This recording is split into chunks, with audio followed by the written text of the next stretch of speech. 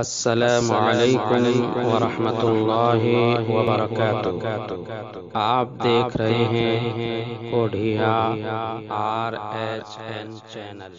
اعوذ باللہ من الشیطان الرجیم، بسم اللہ الرحمن الرحیم۔ الحمد للہ رب العالمین الرحمن الرحیم مالک یوم الدین۔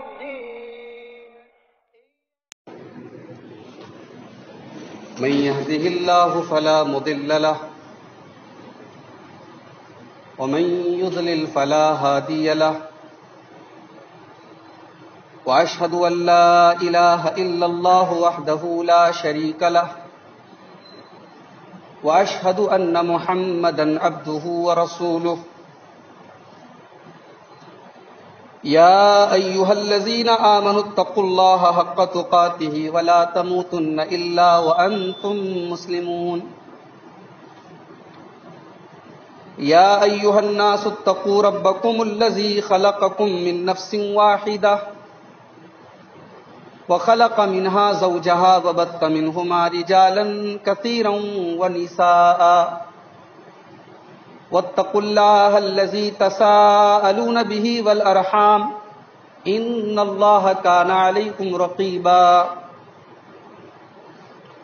يا أيها الذين آمنوا اتقوا الله وقولوا قولا سديدا يصلح لكم أعمالكم ويغفر لكم ذنوبكم ومن يطع الله ورسوله فقد فاز فوزا عظيما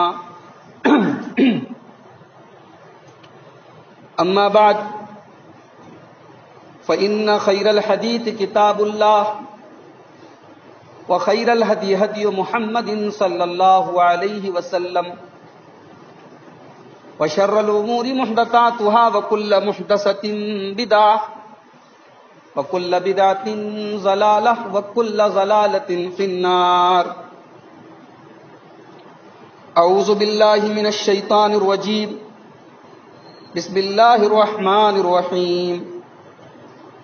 الله الذي خلقكم من ضعف ثم جعل من بعد ضعف قوة ثم جعل من بعد قوة ضعفا وشيبة يخلق ما يشاء وهو العليم القدير۔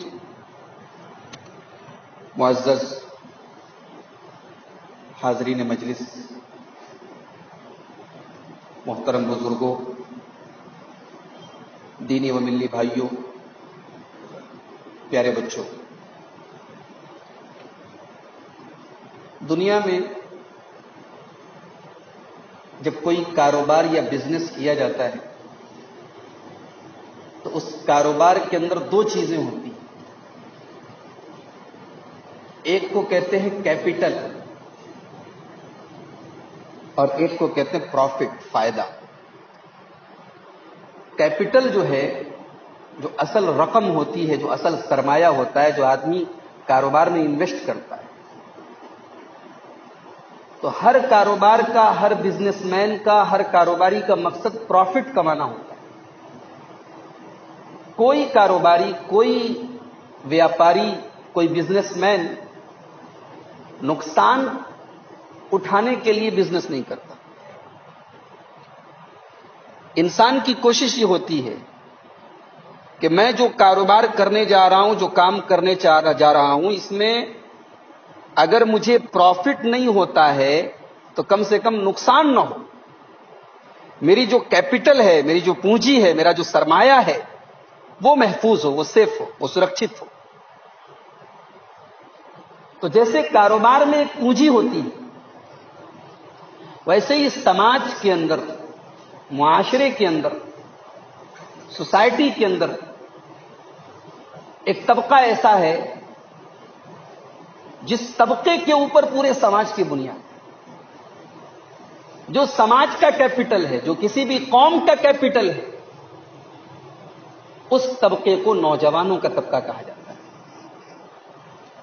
کسی بھی قوم کو اگر خراب کرنا ہو، برباد کرنا ہو، تباہ کرنا ہو، اس قوم کے نوجوانوں کو خراب کر دیا جائے، اس کے نوجوانوں کو بگاڑ دیا جائے، اس کے نوجوانوں کو شرابی بنا دیا جائے، اس کے نوجوانوں کو زناکار بنا دیا جائے، اس کے نوجوانوں کو بیکار بنا دیا جائے، پھر اس قوم کو تباہی سے کوئی بچا نہیں سکتا۔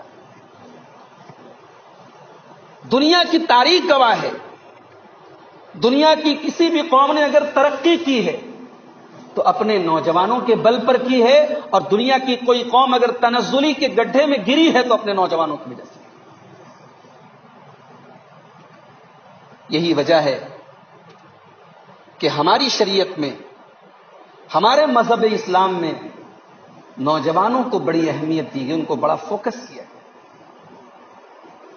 میں نے آپ کے سامنے ایک آیت پڑھی ہے، سورہ روم کی آیت نمبر 54 ہے، آیت نمبر 54 ہے۔ اس آیت کریمہ میں اللہ تعالیٰ نے انسان کی زندگی کے 3 اسٹیج، 3 دور کا ذکر کیا ہے کہ انسان کی زندگی میں 3 دور آتے ہیں۔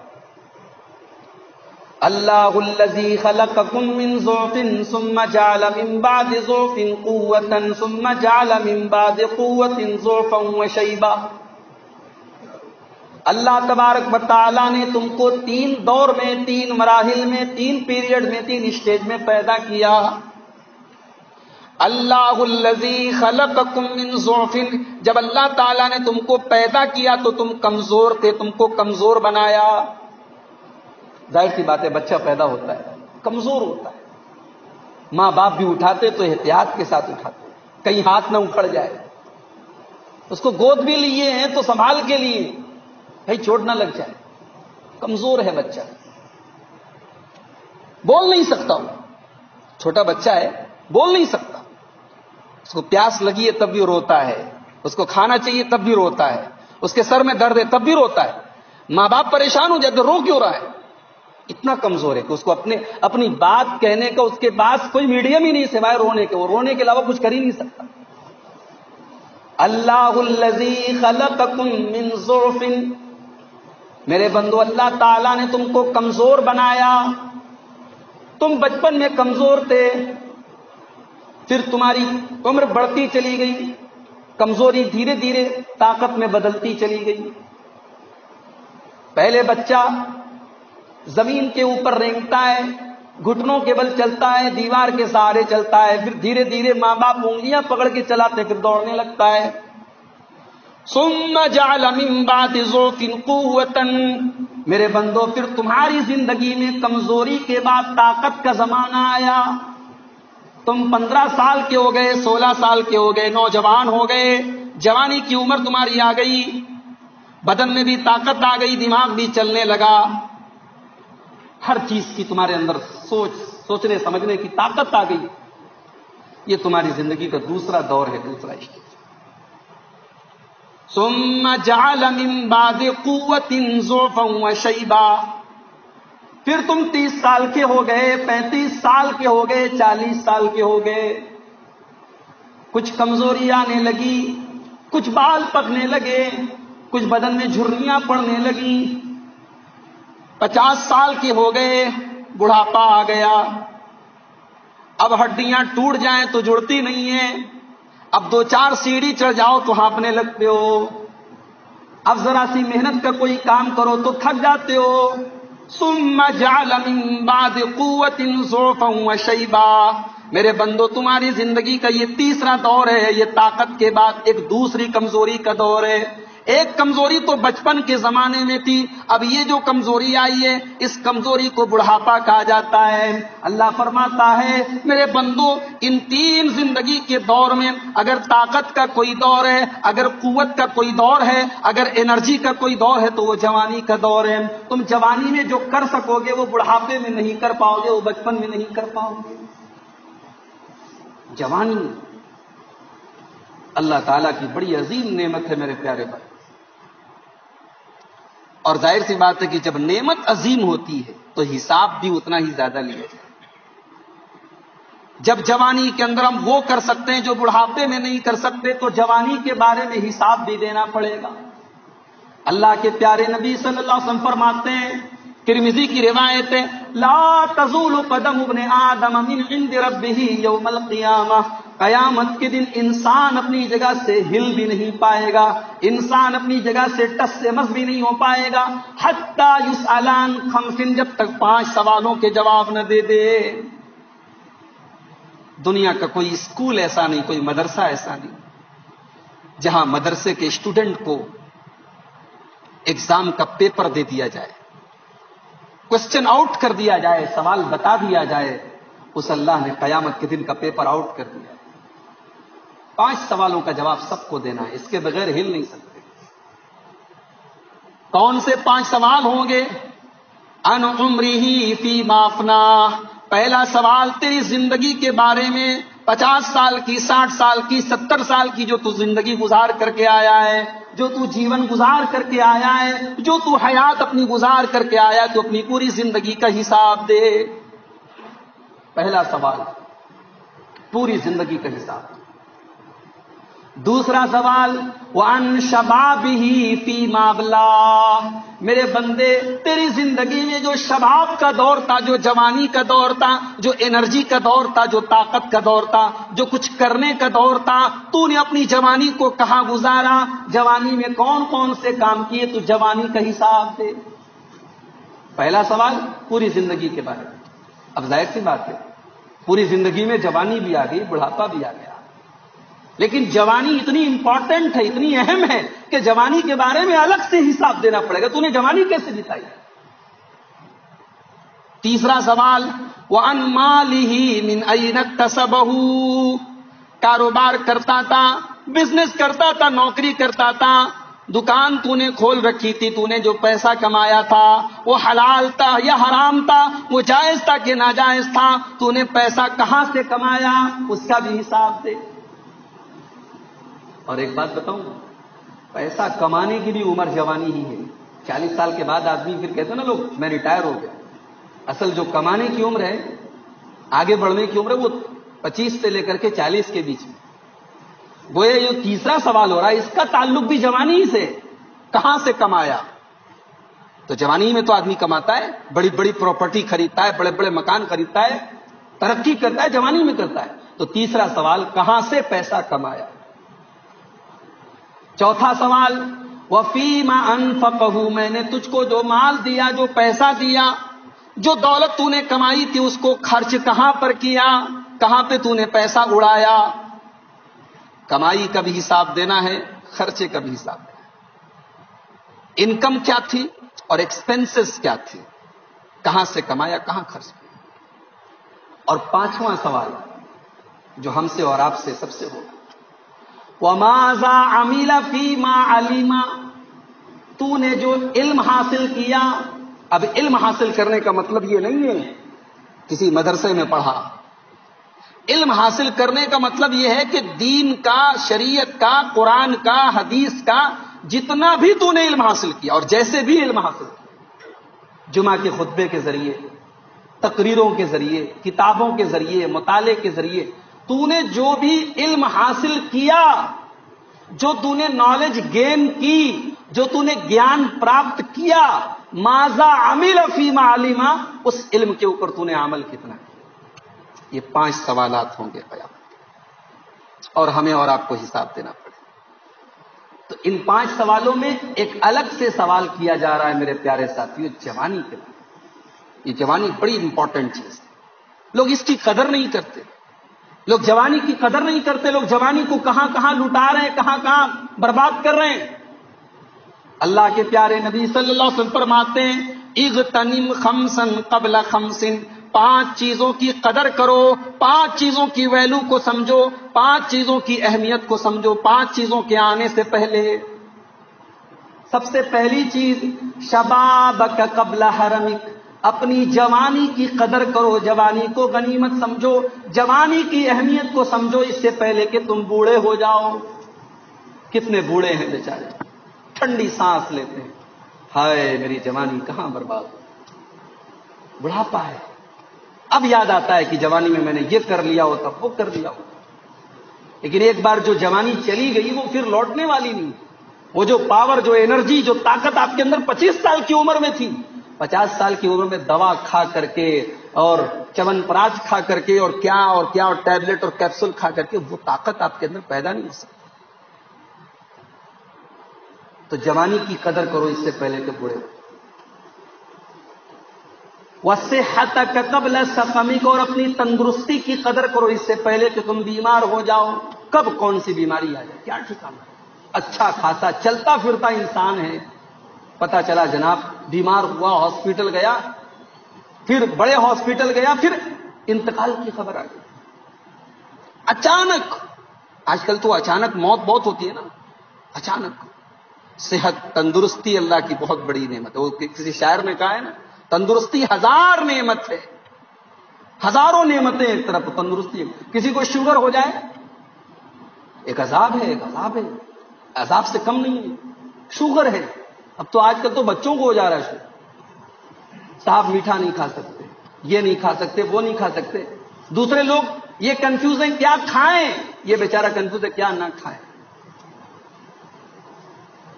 شوگر کا مرض. تندرستی اللہ کی بہت بڑی نعمت ہے. اللہ کے پیارے رسول کہہ رہے ہیں تندرستی کی قدر کرو اس سے پہلے کہ تم بیمار ہو. اور تیسری چیز وَغِنَاكَ قَبْلَ فَقْرِكَ، اپنی دولت کی قدر کرو اس سے پہلے کہ قلاش ہو جاؤ.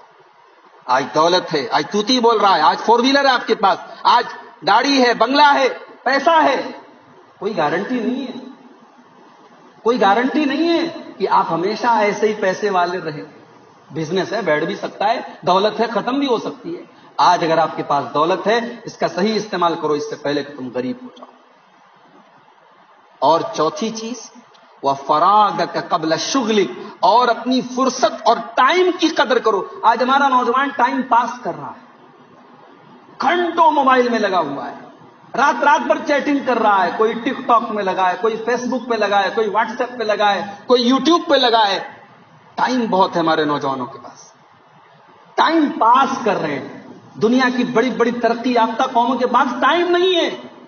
ان کے پاس پریشانی، ان کے پاس بیوی بچوں کے لیے ٹائم نہیں، اور ہمارے پاس اتنا ٹائم ہے کہ ہم ٹائم پاس کر رہے ہیں. اللہ کے پیارے حبیب نے فرمایا کہ اپنے ٹائم کی قدر کرو اس سے پہلے کہ تم بزی ہو جاؤ. زندگی جیسے جیسے آگے بڑھے گی بزی ہوتے چلے جاؤ گے. ایک ایک منٹ کی قدر کرو. اور پانچویں چیز وحیاتک قبل موتک، اپنی زندگی کی قدر کرو اس سے پہلے کہ موت آ جائے. تو میرے بھائیوں جوانی بڑی امپورٹنٹ چیز ہے. ابھی کل جمعہ کا دن تھا. جمعہ کے دن ہم لوگ ایک سورت پڑھتے ہیں.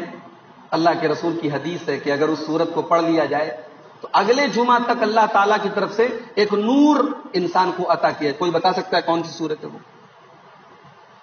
بولو بھائی، نئی بازار والوں، کون سی سورت ہے جو جمعہ کے دن پڑھنی چاہیے؟ مولوی صاحب مت بتائیے، آپ مت بتائیے، آپ تو بتا ہی دیں گے.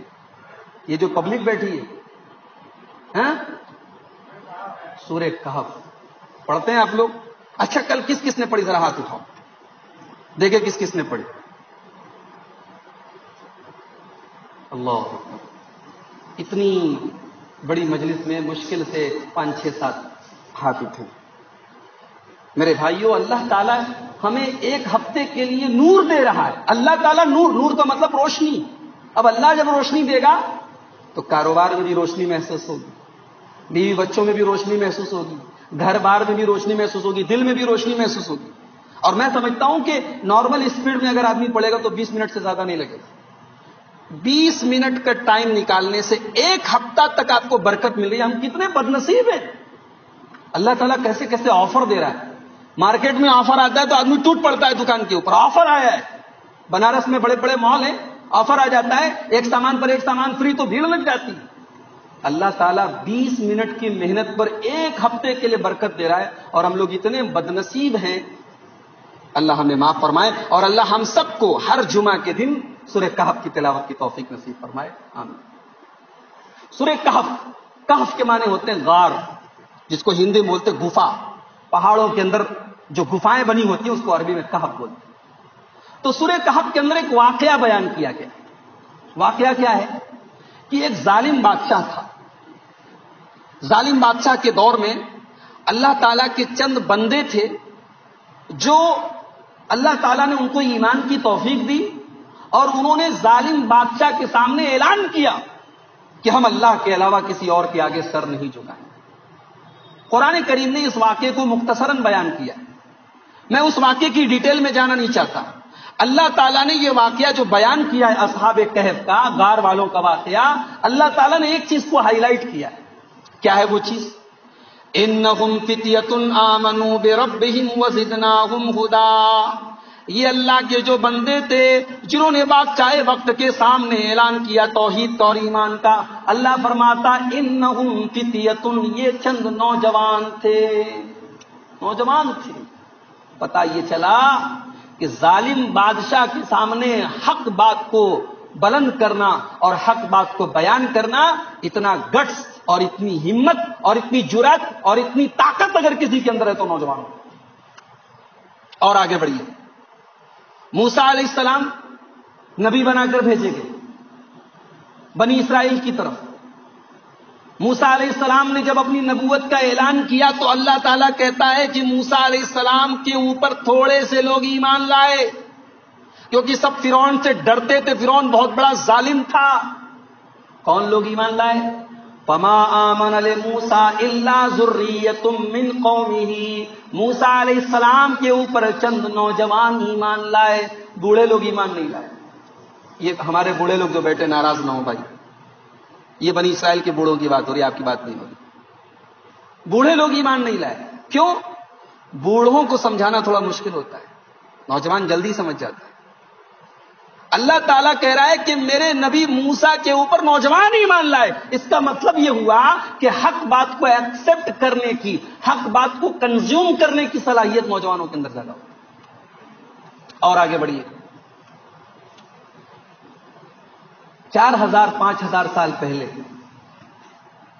دنیا میں ایک آدمی پیدا ہوا، پوری بستی بتوں کی پجاری ہے، بتوں کی پوجا کرتی. اور اس آدمی کا باپ بھی پجاری ہے، بہت بڑا، بتوں کی پوجا کرتا ہے. وہ انسان اپنی پوری قوم سے ٹکر لیتا ہے، اکیلا توحید کی آواز کو بلند کرتا ہے اور بڑی ہمت کے ساتھ کہتا ہے کہ اے میری قوم کے لوگوں، تمہارے ان پتھر کے بتوں کی میں خبر لوں گا. اور ایک دن موقع پاتا ہے، اور جب قوم کے لوگ اپنے کسی تہوار میں، اپنے کسی میلے میں گئے ہوئے ہیں، وہ انسان جاتا ہے اور اپنی قوم کے سب سے بڑے عبادت خانے میں داخل ہوتا ہے اور ہتھوڑی اٹھا کر کے سارے بتوں کو توڑ دیتا ہے. اس نوجوان کو دنیا ابراہیم علیہ الصلوۃ والسلام کے نام سے جانتی ہے.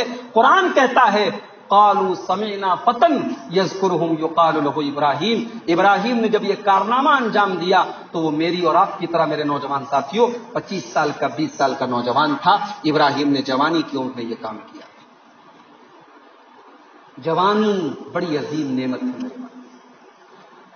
لیکن آج ہمارا نوجوان کیا کر رہا ہے؟ آج ذرا آپ حالات پر نظر ڈالیے کہ آج اکثر مسلمان نوجوانوں کا کیا حال ہے. ہمارے اکثر نوجوان دوستوں سے پوچھو کہ زندگی کا کیا مقصد ہے، what is the target of life, what is the goal of life. تمہارے جیون کا ادیشیہ کیا ہے، تمہاری زندگی کا مقصد کیا ہے؟ تو جواب ملے گا eat drink and be happy. کھاؤ پیو مست رہو. یہی ہے، eat drink and be happy. کھاؤ پیو مست رہو. یہ مسلمان کی زندگی کا مقصد تو نہیں ہو سکتا. یہ کافر کا مقصد تو ہو سکتا ہے، یہ اللہ کو نہ ماننے والے کا مقصد تو ہو سکتا ہے. قرآن کریم کا 14واں پارہ اٹھائیے. اللہ تعالیٰ کہتا ہے کہ جو لوگ کافر ہیں، جو اللہ کو نہیں مانتے، جو اللہ کا انکار کرتے ہیں، ان کا کیا حال ہے؟ ذرهم یاکلوا ویتمتعوا ویلہہم الامل فسوف یعلمون. ان کی زندگی کا 3 مقصد ہے: کھاؤ پیو، کھاؤ انجوائے کرو اور لمبے چوڑے پلان بناؤ. یہ کافروں کا مقصد ہے. مسلمان کی زندگی کا مقصد اتنا گھٹیا نہیں ہو سکتا. مسلمان کی زندگی کا مقصد کیا ہے؟ اللہ تعالیٰ نے سورہ ذاریات میں بیان کیا، وَمَا خَلَقْتُ الْجِنَّ وَالْإِنسَ إِلَّا لِيَعْبُدُونَ. میرے بندو، میں نے تمہیں اس لیے پیدا کیا ہے تاکہ تم میری بندگی کرو، میری عبادت کرو، مجھے راضی کرو، مجھے خوش کرو. اللہ کو خوش کرنا، اللہ کو راضی کرنا اور اللہ کے لیے زندگی گزارنا، یہ زندگی کا مقصد. آج کل اسکول کھل چکے ہیں نا، سب اسکول دھیرے دھیرے کھول رہے ہیں، مدرسے بھی کھول رہے ہیں. اسکولوں کے اندر آج کل ایڈمیشن ہو رہا ہے. ایڈمیشن کے پہلے ٹیسٹ ہوتا ہے. ہو سکتا ہے بدوئی کے بھی کچھ بچے ہمارے بنارس میں گئے ہوں جامعہ سلفیہ کے, پرسوں وہاں بھی ایڈمیشن ہو رہا ہے. ایڈمیشن کے پہلے ٹیسٹ ہوتا ہے. اب ٹیسٹ جس بچے کو دینا ہے نا وہ ڈرا ہوا ہوتا ہے, پتا نہیں ٹیسٹ میں کیا پوچھا جائے. اس کو ڈر لگ رہا ہے, پتا نہیں میرا ایڈمیشن ہوگا کہ نہیں ہوگا. جس کو ایگزام دینا ہو, جس کو ٹیسٹ دینا ہو, وہ ڈرا ہوا رہتا ہے. میرے بھائیوں, ہم اور آپ بھی ایگزام دے رہے ہیں. یہ دنیا ایک ایگزامینیشن ہال ہے, یہ دنیا ایگزام کا سینٹر ہے, اور ہم ایگزام دینے کے لیے آئے. الذی خلق الموت والحیات لیبلوکم ایکم احسن عملا. میرے بندو, تمہاری زندگی کا مقصد یہ ہے کہ اللہ تعالیٰ نے تم کو پریچھا دینے کے لیے, امتحان دینے کے لیے, ایگزام دینے کے لیے دنیا میں بھیجا ہے. تمہیں یہاں پہ ایگزام دینا ہے, تمہیں ثابت کرنا ہے کہ تمہارا عمل اچھا ہے کہ برا ہے. اچھے عمل والے پاس ہو جائیں گے, برے عمل والے فیل ہو جائیں گے. میرے پیارے ساتھیوں, ہم امتحان دینے کے لیے دنیا میں آئے ہیں. امتحان دینے والا تو اس طریقے سے موج مستی نہیں کرتا جیسے ہمارا نوجوان کر رہا ہے. موج مستی کر رہا ہے, زندگی کا کوئی مقصد نہیں. دوسرا مسئلہ جو ہمارے نوجوانوں کے ساتھ ہے, دین سے دور ہے. قرآن کریم کو ایک تبرک کی کتاب بنا کے رکھا ہے. رمضان آیا, تھوڑا بہت تلاوت کر لیا. رمضان ختم ہو گیا, قرآن کو لپیٹ کر رکھ دیا. موبائل دن بھر میں 50 بار کھولیں گے, کس کا واٹس ایپ آیا, کس کا میسج آیا, کس کی کال آئی, کس کی مس کال پڑی ہے. آدھا گھنٹے کے لیے موبائل اگر سوئچ آف ہو جائے لگتا ہے جان نکل گئی. دوستوں کا میسج اتنے شوق سے چیک کرتے ہو, ساتھیوں کے میسج اتنے شوق سے چیک کرتے ہو. اللہ تعالیٰ کا میسج, اللہ کا پیغام, اللہ کی کتاب کو لپیٹ کے رکھ دیا. یہ قرآن ہم سب کے لیے اللہ کا آخری میسج ہے, اللہ کا آخری پیغام. اس کو ہم نے لپیٹ کے رکھ دیا. یہی وجہ ہے کہ کل قیامت کے دن اللہ کے رسول شکایت کریں گے, وقال الرسول یا رب ان قوم اتخذوا هذا القرآن مہجورا. قیامت کے دن اللہ کے رسول شکایت کریں گے اللہ کی بارگاہ میں کہ اللہ, میری قوم نے قرآن کو چھوڑ دیا تھا. آج ہمارے نوجوانوں کی اکثریت قرآن سے دور ہے, نماز سے دور ہے. رمضان کے مہینے میں مسجد بھر گئی, کہیں کہیں 2 منزل بھر گئی. مسجد کمیٹی پریشان ہے, ہاتھ پاؤں پھول رہے ہیں. جمعہ میں پوری مسجد پھولے, نماز میں پوری مسجد پھولے, کیسے کریں گے؟ اور رمضان کے بعد کیا ہوا؟ رمضان کے بعد سب ایسے غائب ہو گئے جیسے گدھے کے سر سے سینگ غائب ہو گئے. جیسے برسات آتی ہے تو میڈک شروع ہو جاتے, میڈک نظر آنا شروع, اور برسات ختم, میڈک ختم. برساتی میڈک مت بنو میرے بھائی, رمضانی مسلمان مت بنو. آج ہمارے اکثر نوجوان بھائی رمضانی مسلمان ہیں. رمضان میں تراویح کی نماز پڑھ رہے تھے, طاق راتوں میں رات بھر جاگ رہے تھے, اور سلمان خان کی فلم دیکھنے کے لیے وہی لوگ سنیما ہال کی لائن میں لگے ہوئے. دین سے دور ہے, نماز سے دور ہے. حی علی الصلاۃ کی آواز آ رہی ہے, الصلاۃ خیر من النوم کی آواز آ رہی ہے, بستر چھوڑنے کو تیار نہیں. دین سے ہم دور ہیں اور کامیاب ہو جائیں, ہماری عزت ہو دنیا میں؟ نہیں, کبھی نہیں. اللہ کے پیارے نبی صلی اللہ علیہ وسلم فرماتے ہیں, ابو داؤد کی روایت, اذا تبایعتم بالعینۃ, جب تم کاروبار میں فراڈ کرو گے, واخذتم اذناب البقر, اور گائے کی دم پکڑ کے بیٹھ جاؤ گے, ورضیتم بالزرع, اور کھیتی باڑی میں مست ہو جاؤ گے, وترکتم الجہاد, اور اللہ کی راہ میں قربانی دینے کا جذبہ ختم ہو جائے گا, سلط اللہ علیکم ذلا, اللہ تعالیٰ تم کو ذلیل کر دے گا, لا ینزعہ, اور اللہ تعالیٰ تم کو دوبارہ عزت تب تک نہیں دے گا, حتی ترجعوا الی دینکم, جب تک تم اللہ کے دین کی طرف نہیں پلٹو گے. تیسرا مسئلہ جو ہمارے نوجوانوں کے ساتھ ہے, کیریئر بنانا ہے. کیریئر بنانا ہے, کامیاب ہونا ہے, سکسیس ہونا ہے. اسلام آپ کی کامیابی کے راستے میں روڑا نہیں ہے, معاف کیجیے. اسلام منع نہیں کرتا خوب پیسے کماؤ, خوب امیر بنو, خوب پیسے کماؤ, اچھا خاصا بزنس سیٹ اپ کرو, اللہ منع نہیں کرتا. ارے اللہ تو یہاں تک کہتا ہے, فَإِذَا قُضِيَتِ الصَّلَاةُ فَانتَشِرُوا فِي الْأَرْضِ وَابْتَغُوا مِن فَضْلِ اللَّهِ. جمعہ کے دن جب جمعہ کی نماز پڑھ لو, جمعہ کی نماز سے فارغ ہو جاؤ تو مسجد میں مت بیٹھے رہو, گھر میں جا کے آرام مت کرو. فَانتَشِرُوا فِي الْأَرْضِ, اللہ کی زمین میں پھیل جاؤ. وَابْتَغُوا مِن فَضْلِ اللَّهِ, اور اللہ کے فضل کو, اللہ نے مال کو اپنا فضل کہا ہے, روزی کو اپنا فضل کہا ہے کہ میرے فضل کو تلاش کرو.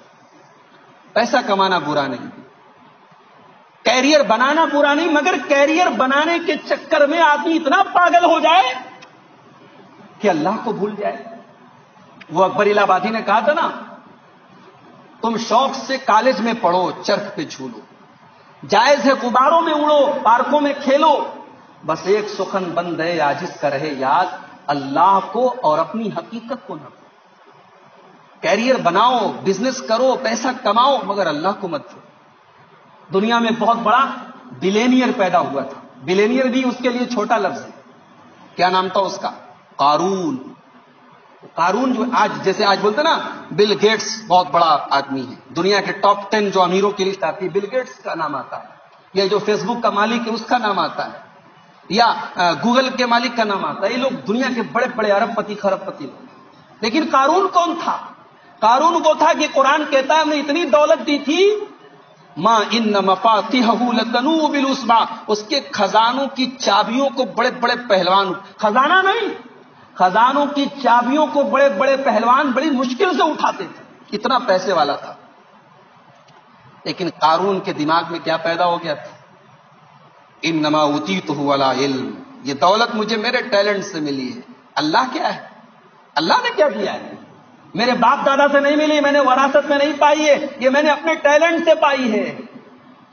قارون کی قوم میں کچھ سمجھدار لوگ تھے، انہوں نے قارون کو 5 باتیں بتائی تھی۔ دنیا کے ہر نوجوان کو میرا پیغام ہے کہ یہ 5 باتیں جو قارون کو بتائی گئی تم بھی اپنے دماغ میں بٹھا لو، کیریئر بناؤ، بزنس کرو، مگر یہ 5 باتیں یاد رکھو۔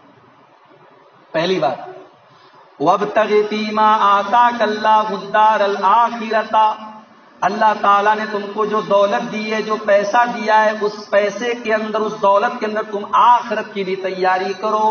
دنیا کو سب کچھ مت سمجھو، آخرت کی تیاری کرو۔ یہ پہلا پیغام ہے، پہلا میسج۔ دوسرا میسج، وَلَا تَنْسَ نَصِيبَكَ مِنَ الدُّنْيَا، اور آخرت کی تیاری کے ساتھ ساتھ دنیا کا بھی خیال کرو، بال بچوں کا بھی خیال کرو۔ کہیں ایسا نہ ہو کہ آخرت تو بنا رہے ہو لیکن بال بچے بیچارے بھوکے مر رہے ہیں۔ یہ دوسرا پیغام، آخرت کے ساتھ ساتھ دنیا کا بھی خیال کرو۔ تیسرا پیغام، وَأَحْسِن كَمَا أَحْسَنَ اللَّهُ إِلَيْكَ، اور اللہ تعالیٰ نے جس طریقے سے تمہیں پیسہ دیا ہے، دولت دی، اللہ نے تمہارے ساتھ بھلائی کی ہے، تم لوگوں کے ساتھ بھی بھلائی کرو۔ وَلَا تَبْغِ الْفَسَادَ فِي الْأَرْضِ، اور چوتھا پیغام کہ تم زمین کے اندر فساد نہ مچاؤ، زمین کے اندر غلط کام نہ کرو، زمین کے اندر اللہ کے قانون کو مت توڑو، زمین کے اندر بگاڑ مت پیدا کرو۔ اور 5واں پیغام، لا تفرح، غرور مت کرو، اتراؤ مت، تکبر مت کرو۔ یہ 5 دنیا کے ہر پیسے والے، ہر بزنس مین، ہر نوجوان کو یہ 5 نصیحتیں ہیں جو اللہ نے اپنے کلام کے اندر دی۔ آج آدمی کے پاس ڈگری ہے میرے پاس، ایم اے ہے، ایم کام ہے، ایم ایس سی ہے، انجینئر ہے، ڈاکٹر ہے، لائر ہے، سب کچھ ہے، ایک چیز کی کمی، انسانیت نہیں ہے۔ پڑوسی کے حال سے بے خبر ہے، بھائی کے حال سے بے خبر ہے، بیٹا ماں باپ کے حال سے بے خبر ہے۔ بہت پیسہ کما لیا آپ نے، بڑی ڈگری، آپ کے پاس بڑی نالج ہے، مگر آپ خود غرض بن گئے، صرف اپنا خیال کر رہے ہو۔ نہیں، اسی لیے اللہ نے قرآن میں ہمیں اور آپ کو ایک نصیحت کی، وَلَا تُصَعِّرْ خَدَّكَ لِلنَّاسِ، لوگوں سے چہرہ پھیر کر بات مت کرو۔ لوگوں سے بات کرو تو چہرہ ان کی طرف کر کے بات کرو، چہرہ پھیر کے بات مت کرو۔ تو یہ تیسری پرابلم ہے ہمارے نوجوانوں کی کہ کیریئر بنانے کے چکر میں اللہ کو بھولیں گے۔ چوتھی پرابلم جو ہمارے نوجوانوں کے اندر ہے وہ ہے سیکسول پرابلمز، جنسی مسائل۔ کیا کیا ہو رہا ہے سماج کے اندر؟ اخباروں میں خبر آ رہی ہے 6 مہینے کی بچی کے ساتھ بلااتکار ہو گیا۔ انسان ہے کہ بھیڑیا ہے؟ یعنی تصور نہیں کر سکتا انسان، 6 مہینے کی بچی کے ساتھ۔ باپ اپنی بیٹی کے ساتھ غلط کام کر رہا ہے، بھائی کی غلط نظریں بہن پر پڑ رہی ہیں۔ سماج کہاں جا رہا ہے میرے بھائیوں؟ کہاں جا رہا ہے سماج؟ مرد کا مرد کے ساتھ تعلق قائم ہو رہا ہے، عورت کا عورت کے ساتھ تعلق قائم ہو رہا ہے، اور عدالتوں کے اندر اس کو جواز دیا جا رہا ہے، عدالتیں اس کو سرٹیفائی کر رہی ہیں۔ ہاتھوں سے زنا ہو رہا ہے۔ انسان سیکس کے پیچھے، جنسیات کے پیچھے اندھا ہو چکا ہے۔ اسلام نے انسان کی ضرورت کو نظر انداز نہیں کیا. انسان کی ضرورت ہے. ایک مرد جب بالغ ہوتا ہے، ایک لڑکا یا لڑکی جب جوان ہوتا ہے، مرد کے اندر عورت کے لیے اٹریکشن ہے، عورت کے اندر مرد کے لیے اٹریکشن ہے. اسلام نے اس کو اگنور نہیں کیا ہے یہ اٹریکشن. اسلام نے اس کو ایک جائز شکل دی. نکاح کرا دو. وَأَنكِحُوا الْأَيَامَ مِنكُمْ وَالصَّالِحِينَ مِنْ عِبَادِكُمْ وَإِمَائِكُمْ. اے مسلمانوں، جب تمہارے لڑکے جوان ہو جائیں، تمہاری لڑکیاں جوان ہو جائیں، شادی کے لائق ہو جائیں، ان کی شادی کرا دو. اللہ کے پیارے نبی فرماتے ہیں نوجوانوں کو خطاب کر کے، یا معاشر الشباب، اے نوجوانوں، من استطاع منکم الباءۃ، اگر تم شادی کے قابل ہو، شادی کی طاقت تمہارے اندر اگر موجود ہے، تم بیوی کا حق ادا کر سکتے ہو، فلیتزوج، تو جلدی سے شادی کر لو. فإنہ اغض للبصر، شادی کرنے سے تمہاری نگاہیں جھک جائیں گی. وأحسن للفرج، اور تمہاری شرمگاہ محفوظ ہو جائے گی. اسی لیے اسلام کے اندر شادی کا جو پروسیس ہے بہت آسان ہے. اس میں کوئی جہیز نہیں ہے، کوئی بارات نہیں ہے، کوئی لمبی چوڑی منگنی کی رسم نہیں ہے، کوئی دیکھنے دیکھا ہوا بھی ہوا ہے کیا کیا جو دنیا بھر کی رسم ہے، کوئی رسم نہیں ہے. سمپل ہے شادی. اور شادی اگر کر کے کوئی نوجوان اپنے آپ کو غلط کام سے بچانا چاہے، اللہ کے رسول کہتے ہیں اللہ تعالیٰ ضرور مدد کرے گا اسے. 3 لوگوں کی مدد اللہ تعالیٰ ضرور کرتا ہے. ایک اس میں وہ نوجوان بھی ہے جو اپنی شادی کے ذریعے اپنی آبرو کی حفاظت کرنا چاہتا ہے. اسی لیے اللہ کے پیارے نبی صلی اللہ علیہ وسلم فرماتے ہیں، اذا خطب الیکم من ترضون دینہ وخلقہ، جب تمہارے لڑکی کے لیے، تمہارے لڑکے کے لیے دیندار گھر کا رشتہ آ جائے، اچھے لڑکا یا لڑکی کا رشتہ آ جائے، فزوجوہ، تو جلدی سے نکاح کر دو. وَإِلَّا تَفْعَلُوا، اگر تم ایسا نہیں کرو گے، تَكُنْ فِتْنَةٌ فِي الْأَرْضِ، تو زمین کے اندر فتنہ پھیل جائے گا، وَفَسَادٌ عَرِيضٌ، اور بڑا بگاڑ پھیل جائے گا. آج زنا آسان ہے، بدکاری آسان ہے، اور نکاح مشکل ہے. اللہ کے رسول نے فرمایا تھا زمین کے اندر فساد پھیل جائے گا، پھیل چکا ہے. اور جنسی مریضوں کی کثرت بڑھ رہی ہے. 6 سال کی، 6 مہینے کی، 5 سال کی بچیوں کے ساتھ ریپ ہو رہا ہے. انسان اتنا پاگل ہو چکا ہے ان تمام چیزوں کے پیچھے. نوجوانوں کا 5واں مسئلہ، 5ویں پرابلم، بے حیائی بہت پھیل رہی ہے. بے حیائی پھیل رہی ہے. اتنا بے حیا ہو چکا ہے انسان کہ جو کام کل تک چھپ کر کے ہوتا تھا آج کھلم کھلا ہو رہا ہے. پہلے لوگ شرماتے تھے، آج تو نوجوان فخر سے کہتا ہے میری اتنی گرل فرینڈز ہیں. آج لڑکیاں ٹک ٹاک پر ویڈیو بنا کے مسلمان گھروں کی، اور معاف کیجئے میں ایک قدم اور آگے بڑھ کے کہہ رہا ہوں کہ موحد گھروں کی، اور ایک قدم اور آگے بڑھ کے کہہ رہا ہوں دیندار گھروں کی لڑکیاں آج ٹک ٹاک ویڈیو بنا کے ڈال رہی ہیں. ماں باپ کو کوئی فرق نہیں پڑتا، اپنے حسن کے جلوے دکھا رہے. کیا ہو رہا ہے؟ حیا. اللہ کے رسول صلی اللہ علیہ وسلم فرماتے ہیں الحیاء والایمان قرنا جميعا، حیا اور ایمان دے آر سبلنگس، دونوں بھائی بہن، دونوں ایک دوسرے سے اٹیچڈ ہیں. جہاں حیا ہے وہاں ایمان ہے، جہاں ایمان ہے وہاں حیا ہے. ایمان، حیا نکل گئی ایمان نکل جائے. اسی لیے اللہ کے رسول فرماتے ہیں اگر آدمی کے اندر حیا نہ ہو تو جو چاہے سو کرے. آج ہمارے نوجوان بے حیا ہو رہے ہیں. میرے پیارے ساتھ، حیا پیدا کرو. موسیٰ علیہ السلام کی طرح حیا اپنے اندر پیدا کرو. موسیٰ علیہ السلام بیچارے کئی ہزار، کئی 100 کلومیٹر کا سفر کر کے دوڑتے بھاگتے مدین پہنچے. ایک پیڑ کے نیچے بیٹھے ہوئے، دیکھا کہ کنواں ہے، کنویں کے پاس لوگ اپنی اپنی بکریوں کو پانی پلا رہے ہیں، اور 2 لڑکیاں کنارے کھڑی ہیں. حضرت موسیٰ علیہ السلام دونوں لڑکیوں کے پاس گئے، کہا کہ ماں خطبکم، کیا بات ہے تم دونوں یہاں کنارے کیوں کھڑی ہو اپنی بکریوں کو لے کر؟ تو دونوں لڑکیاں جواب دیتی ہیں لا نسقی حتی یصدر الرعاء، جب تک مرد حضرات یہاں اپنی بکریوں کو پانی پلا کر کے ہٹ نہیں جائیں گے ہم مردوں کی لائن میں نہیں لگیں گے. یہ ہوتی حیادار عورت، مردوں کی لائن میں ہم نہیں لگیں گے. اور یہ بھی کہا کہ ہم اپنی بکریوں کو پانی پلانے کے لیے اس لیے مجبوری میں گھر سے نکلے ہیں جو کہ وہ ابونا شیخ کبیر، ہمارا باپ بوڑھا ہے، بیچارہ کمزور ہے، بیمار ہے، بستر پڑا ہے، اس لیے مجبوری میں ہمیں گھر سے باہر قدم نکالنا پڑا. موسیٰ علیہ السلام نے دونوں کی بکریوں کو پکڑا اور کنویں کے پاس پہنچے مردوں کی بھیڑ کو چیرتے. موسیٰ علیہ السلام بہت باڈی بلڈر آدمی تھے. اب ہمارا نوجوان گٹکھا کھا کھا کے اپنی باڈی کو خراب کیوں گئے. गुटखा खा रहा है, शराब पी रहा है, पूरा जिस्म खराब हो चुका है। मूसा अलैहिस्सलाम बॉडी बिल्डर, तो उनके मुक्के में ऐसी ताकत थी, एक पंच मारा था किप्पी मर गया था, उनके एक मुक्के से आदमी मर गया, इतना खतरनाक मुक्का था हज़रत मूसा अलैहिस्सलाम। बॉडी बिल्डर थे वो, सबको चीरते हुए पहुंचे कुएं के पास। और मुफस्सिरीन ने लिखा है कि कुएं के ऊपर बहुत बड़ा सा पत्थर रखा हुआ था, बहुत सारे लोग मिलकर उठाते थे। मूसा अलैहिस्सलाम ने अकेले पत्थर उठाया, कुएं से पानी निकाला, बकरियों को पिलाया और दोनों लड़कियों को ला करके बकरी दे दी। हमारे आज के दौर का नौजवान होता तो पहले एड्रेस पूछता, मोबाइल नंबर पूछता, दोस्ती बढ़ाने की कोशिश करता। मूसा अलैहिस्सलाम हयादार थे, हया वाले थे। लड़कियों की मदद कर दी, मदद करके पेड़ के नीचे आके बैठे, भूखे हैं, प्यासे हैं, सैकड़ों किलोमीटर का सफर तय करके आए। उन लड़कियों से कह सकते थे कि मैंने तुम्हारी हेल्प की है, मदद की है, मुझको 2 रोटी खिला दो, मगर खुददार थे।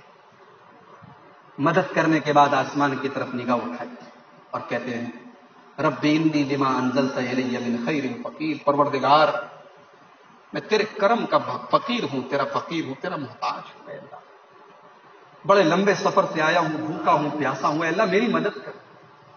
कुरान कहता है कि अभी मूसा की जुबान से दुआ के अल्फाज निकले थे, हमने दुआ कबूल कर ली और दोनों लड़कियों में से एक लड़की चली आई। एक बात बताऊं, हम लोग कहते हैं दुआ कबूल नहीं होती। दुआ अगर कबूल करवाना चाहते हो ना, कोई नेक काम करने के बाद दुआ करो, इंशाल्लाह दुआ कबूल। किसी गरीब की मदद करके दुआ करो, किसी फकीर के काम आके दुआ करो। मूसा अलैहिस्सलाम ने उन दोनों लड़कियों की मदद की और अल्लाह से दुआ की, अल्लाह ने फौरन दुआ कबूल की और एक लड़की चली आ रही है। अल्लाह अकबर। अब वो कैसे चल के आ रही है, कुरान ने उसका भी नक्शा खींचा। फजाअतहु इहदाहुमा तमशी अला इस्तिहया, वो हया के साथ चल के आ रही है। पता चला कि औरत की चाल के अंदर भी हया होती है, औरत की चाल से पता चल जाता है कि ये हया वाली है या बेहया है। वो चल के आई और कहने लगी कि मेरे अब्बा आपको बुला रहे हैं ताकि आपको आपकी मेहनत का बदला दे दें। एक सबक यह भी मिला कि अगर कोई आपकी मदद करे तो उसकी मेहनत का बदला भी उसको दीजिए। इसीलिए अल्लाह के रसूल कहते हैं कि अगर तुम्हारे घर में काम करने वाला नौकर भी खाना पका के तुम्हें खिला रहा है तो वो खाना उसने मेहनत से पकाया है, गर्मी बर्दाश्त की है, वो खाना उसको भी खिलाओ, इसका हक है, उसको थोड़ा सा उसको भी दो। हम लोग क्या करते हैं, कोई बेचारा अगर फ्री में हमारे काम आ जाए तो हम लोग खुश हो जाते हैं। अगर कोई फ्री में आपका काम कर दे तो आप अपनी तरफ से उसको कुछ दे दीजिए। इन्ना अबी यदऊका लियजज़ियका अजर मा सक़ैत लना, मेरे अब्बा आपको बुला रहे हैं, आपने हमारी बकरियों को पानी पिलाया, अब्बा आपको कुछ उजरत देना चाहते हैं। अब मूसा अलैहिस्सलाम ने कहा कि एक काम करो, मैं आगे रहता हूं, तुम पीछे हो। इसलिए कि लड़की आगे हो, औरत आगे हो और मर्द पीछे हो, यह मुनासिब बात नहीं। कहा कि मैं आगे रहता हूं, तुम पीछे रहो, लेकिन तुम रास्ता बताती रहना कहां मुड़ना है, कहां टर्न लेना है। ये मूसा अलैहिस्सलाम की हया है जो आज हमारे नौजवानों के अंदर नहीं। लंबा वाकया है, मैं उधर बयान नहीं करना चाहता। तो मेरे भाइयों, हया आज हमारे नौजवानों के अंदर से हया निकल।